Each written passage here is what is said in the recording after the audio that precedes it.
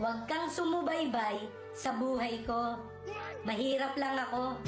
Wala akong ipapasweldo sa'yo.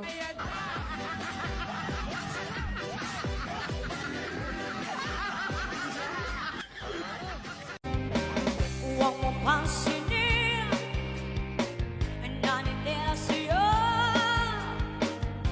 Basta't alam mo lang na tama ginagawa mo. Ano? Nag-break lang kayo ng jowa mo, hindi ka na makakain? Bakit? Dinala niya ba yung ulam?